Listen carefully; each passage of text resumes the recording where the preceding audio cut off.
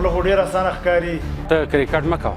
ما ارمان دغه ده چې زه The father and son, this will be the headlines. हमेशा याद रखना जाएगा. Hope so he will carry on this form. High and handsome.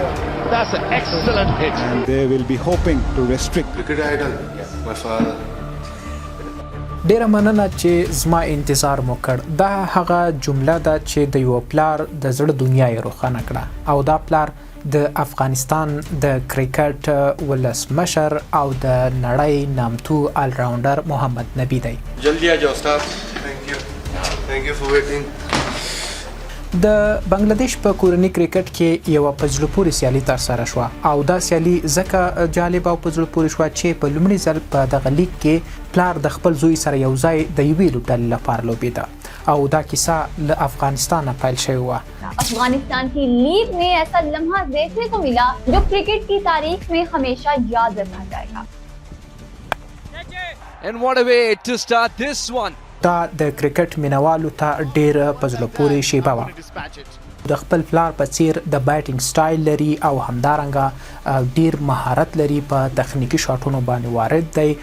د لیډ کټ شاټونه، سکویر لیګ شاټونه، فاین لیګ پوزیشن ته شاټونه او سټریټ شاټونه دا د ډیر مشهور دي. ټایمینګ یې د نبی په څیر ډیر په زړه پورې دی. Comes down the track to the pitch of the ball. Excellent hit. یو وخت په افغانستان کې کرکټ ته اجازه نه وه او پلرونو هم خپل اولاد نه پرېښودل چې کرکټ وکړي. خوله خو ډېره اسانه ښکاري خو که کله یو سړی چې هغه د کور نه تشویق نه لري او بیا په هېواد کې نه نو ډېره مشکل دی. 2000 اول کال دغه چمني وزیري نه موږ د دغه لوبو شروعات وکړل چې په شمار باندې 50 کسانو موږ نه پېژندلو. خو اوس په افغانستان کې د کرکټ لمن دومره پراخه شوې چې یو پلار په نړیوال سټیج په یو میدان کې د خپل زوی سره یو ځای سیالي کوي.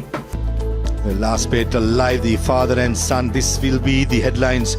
اوس په کابل کې داسې ډېرې کیسې دي. زه کرکټ سره ډېره مینه لرم او پلار مې ما سره ډېره خواري کوي.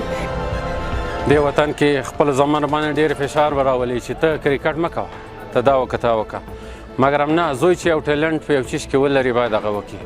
ما ارمان دغه ده چې زه خپل ملت ته او پلار ته مې ډېر خدمت وکړم، ارمانونه یې پوره کړم.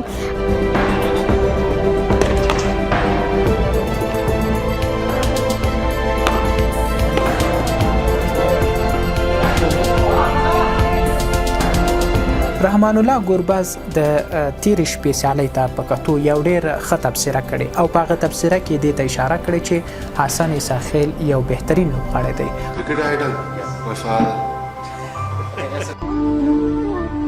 سلندا څراغه دنیا ډکاله غباره بیلتا پپاتې په پیچو مو یم په باره.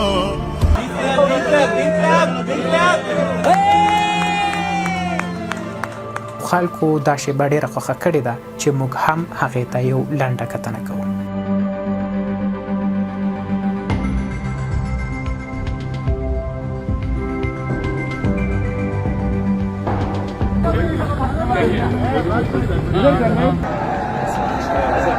په دې هیله چې افغانستان کرکټ همداسې پرمختګ وکړي او موږ د داسې صحنې شاهد واوسو چې افغانستان کې هر پلار خپل زوی ته د کرکټ په برخه کې هر ډول اسانتیا رامنځته کړي او داسې ورځ راشي چې د هغوی ارمانونه د خپل وطن لپاره پوره کړي.